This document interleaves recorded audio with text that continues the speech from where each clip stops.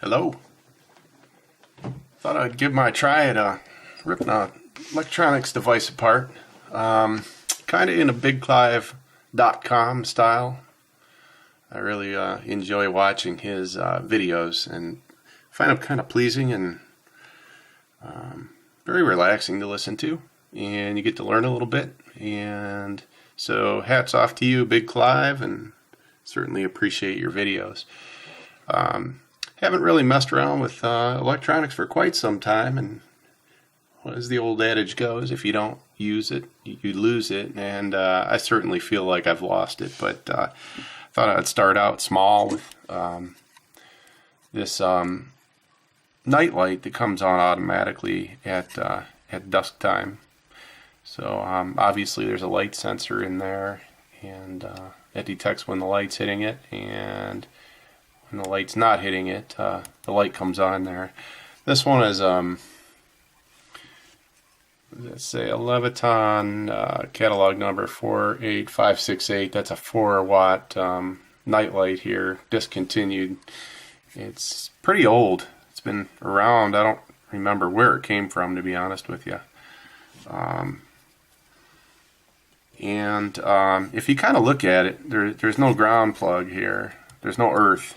And the reason for that is because this thing plugs right on the wall, and there's no chance of really getting electrical shock. It's all covered by insulative material, and even when changing the bulb, you know, glass is quite an insulator, so touching the glass, you're pretty safe there. It would only be if you unscrew the bulb holder and stick your tongue in that you have any worries there. So I started trying to rip this thing apart, and it's getting kind of torn up a little bit. So I'm going to get a screwdriver here. It should pop apart at this point. Should be ready to rip apart. So let me get a screwdriver and let's give it a go. Take the bulb out first here. Alright, so got it to the point where that should come right out. There we are. So this is interesting. It's an extremely simple circuit, but look how the electrical contacts are connected there. They just kind of slide up against these contacts in there, which is interesting. So no desoldering there, which is nice. And the board is extremely simple. Since this went in like that, that would imply that the bulb makes contact like that. So that metal tang here would be the ground side of the bulb, and the metal tang right here would be the hot side of the bulb. And just by looking at it now, I could see that, well, let's get it out of there. It'd be easier to show. Yeah, she's going to slide out. There. Okay. There it is. There's the CDS cell, and that's your light detector that would shine through the vent, the grill here. So it's sitting in just like that. And a quick look at it, you can see that the negative terminal here, the ground terminal, is soldered pretty much directly onto where the ground of the outlet connects to. And the other side, the hot, comes around and goes to, look at that, there's only a couple parts. You know, we should be able to work this backwards to figure out what's going on. Let's look up this chip here. See if I can do this here. It's gonna work. And I don't know if this is gonna work or not. I have a magnifying glass. I'm trying to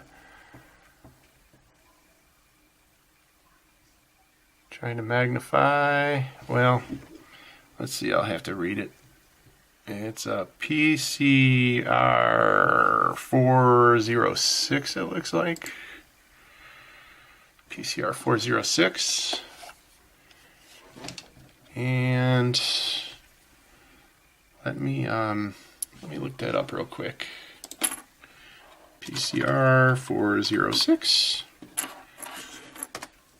And that is a thyristor, okay, which is essentially an SCR, which is essentially a latched switch, electronic switch per se. There's a gate, and there is a anode and a cathode, like a diode. So it's pretty much almost like a transistor, where it's a diode that it could be controlled with a gate voltage. But once it's controlled with a gate voltage, it's latched on until the forward bias ends. So let's try to get a pin out on that. Let me look here. Okay. PCR 406 pin out. I have a keyboard right here, by the way. I'm just kind of Googling this away here, and there's one that popped right up here. Okay, so let me get a piece of paper, and this is pretty much what I'm seeing. It's a PCR 406, and you have 3 pins, and the middle, according to this, is the gate. Pin 1 is a K for cathode, and pin 3 is A for anode. Anode is positive and cathode is negative in the world of electronics. The circuit diagram for that is something similar to, we'll say like this. And then there's going to be usually a circle around it, and then some sort of gate coming off there. So this would be the gate. This would be the anode, and this side would be the negative cathode. See if I don't know if you can see that. There we are. So if we could start tracing this out in the style of bigclivedotcom, that would be kind of fun. I think I'm going to give it a go. Let me see if I can zoom in here. See what I see. Okay. Alright, so first of all, I see negative, I say negative, I mean ground, comes in and goes to the bulb, immediately to the shell of the bulb, and it goes nowhere else. On either side of the board, it just hits that bulb.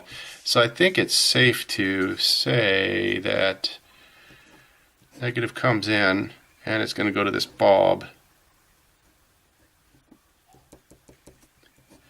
And then after the bulb, let's see, there's a little piece of plastic there on that CDS cell. I gotta hold that up out of the way, or bend it out of the way maybe. There we go.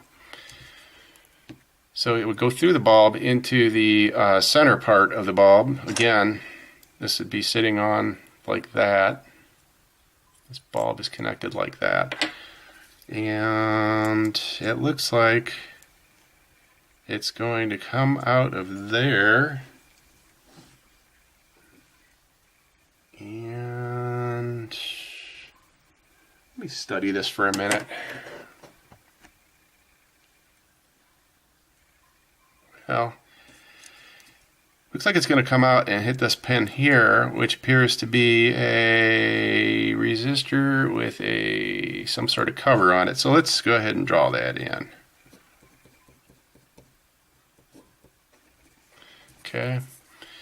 And after the resistor deal, it comes here, and this is the thyristor here, the SCR. So on this side, it would kind of consume these 3 pins, which means if that's the cathode, gate, and anode, this would be positive over here towards the edge of the board. Oops, I hope I'm staying in frame.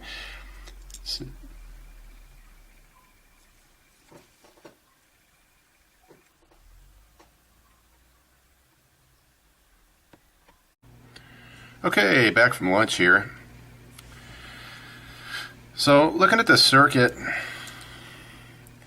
you can see that This is the SCR here, those 3 pins here. This is a resistor going from here to here, and then it comes back and goes to one leg of that CDR or CDS cell, and then the other side of the CDS cell goes to the, it would be the cathode of that triac. Just to elaborate a little bit more on the triac as I know it, the way this works, it's a diode, but the gate controls the flow. So when it's flow of electrons, so when it's forward biased, you have positive here, negative here. Nothing will happen until a gate voltage or current occurs. Obviously, you can't have current without voltage. And then it'll only pass in one direction. So if this is AC, which this is AC, you got your AC sine wave going here. And what it will do is when that gate's triggered, it will allow forward current or forward voltage to go on that phase of the sine wave, and then this entire negative region will be blocked. So you'll have something like that. And there's no smoothing capacitor, so what you're going to have is a hump and then a flat and then a hump and then a flat. So it's actually going to burn the bulb dimmer than what it could be doing at 100% duty cycle here. So yeah, it looks like the ground goes in through a resistor here. Then the resistor kinda from there it goes up to the cathode of here. Oops, where's it at? I'm lost. Yeah, it goes to the cathode. So we'll draw our little SCR here. Again, I'm just doing this for fun, and then the other side of the SCR, which would be the anode, the positive side, which is this fella, you can see it just comes around and goes back over to the other supply. There are some other traces here. Well, that's a resistor here, and that resistor goes back over to the CDS cell. So we see that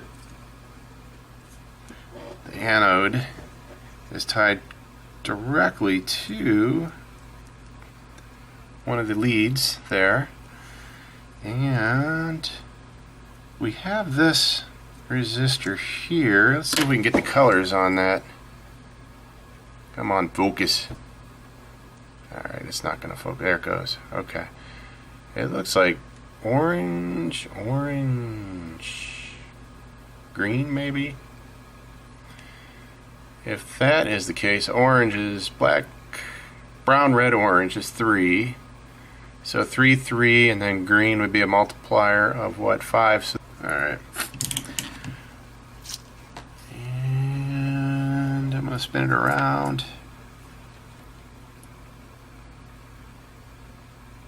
And okay,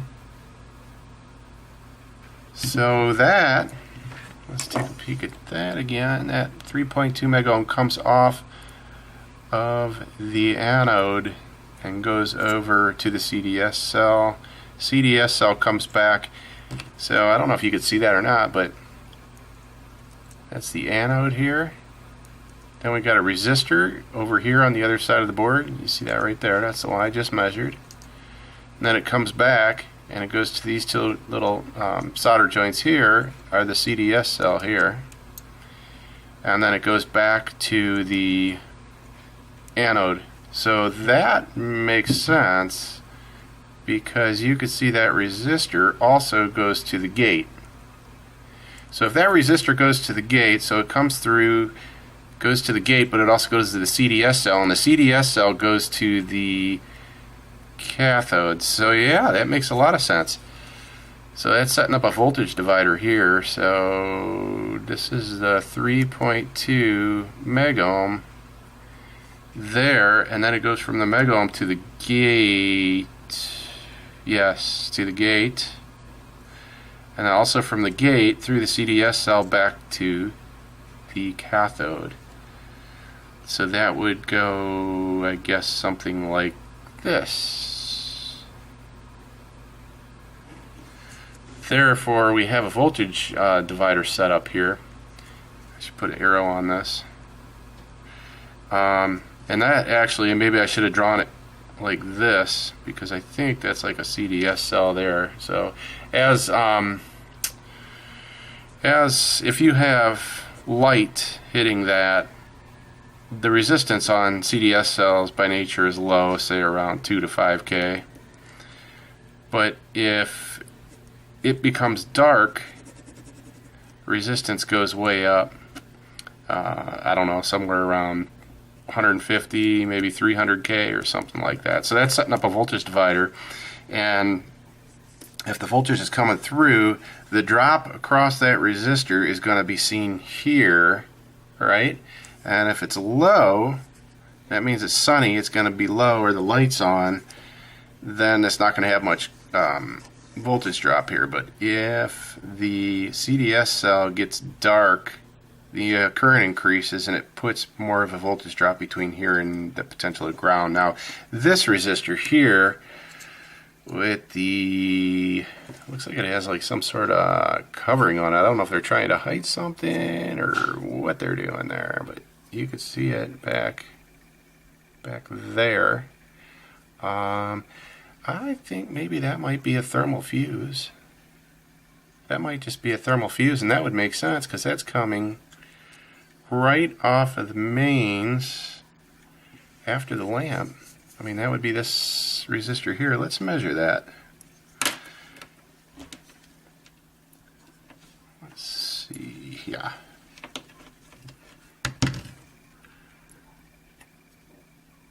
And don't know if we can get to it or not.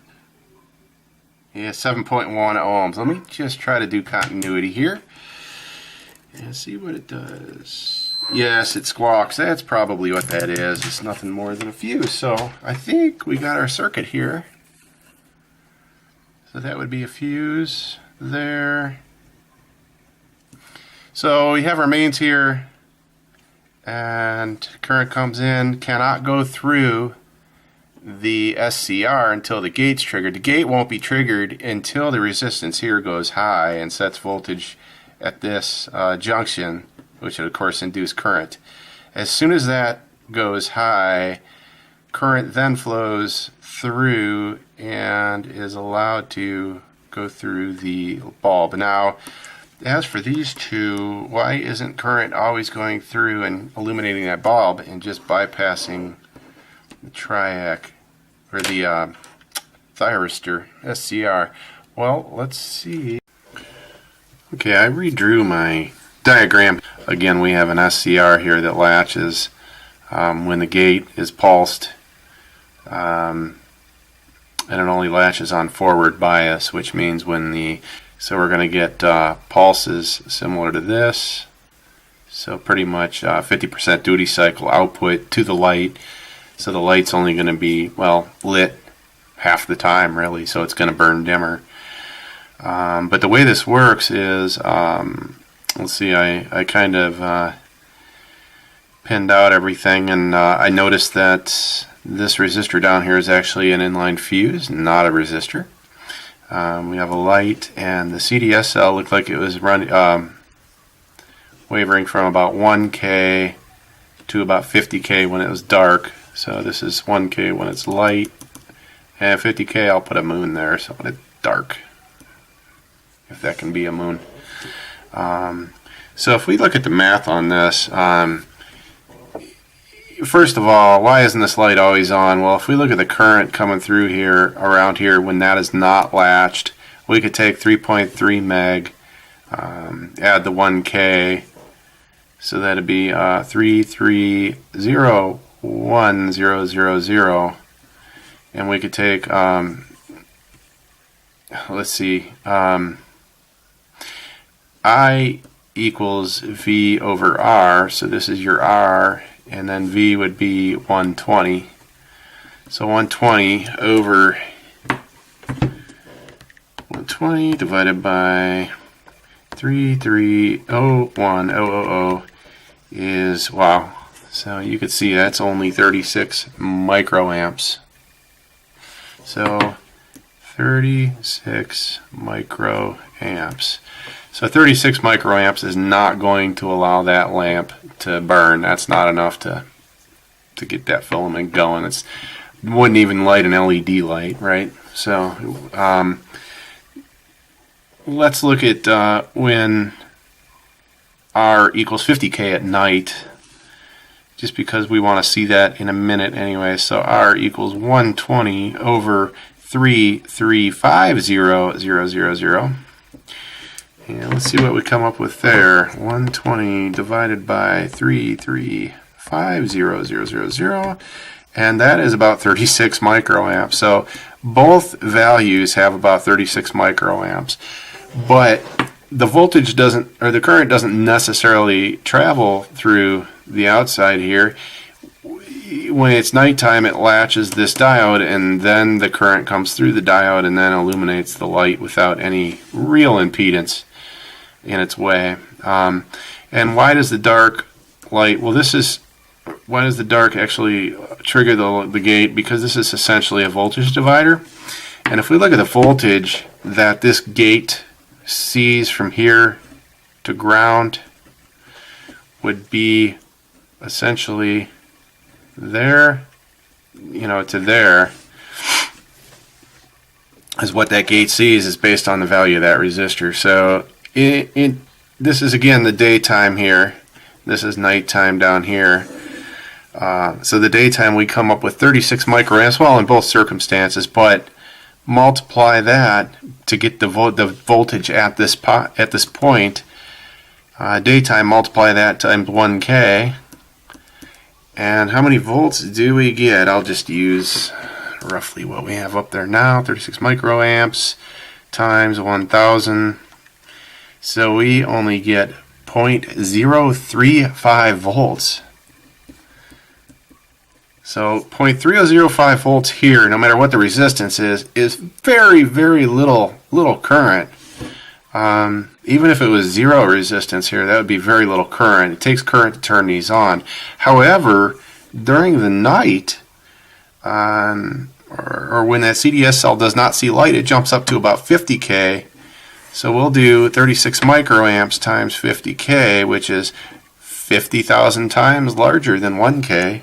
So I'm going to tell you it's going to be about 1.5 volts just by looking at it. So we'll go 0.000036 times 50000, and okay, 1.8 volts. So now we have 1.8 volts at this junction, which is going to, with the resistance at that junction, is going to allow that SCR to turn on, and then it'll flow. There you have it. I hope it made sense. Anyways, it was fun. It was a good challenge. I need to really start looking at this stuff a little deeper. It's kind of just a little personal challenge after watching, after watching bigclivedotcom on YouTube for a couple videos. I thought it was pretty fun, so I decided to have a go at it. Thanks for watching.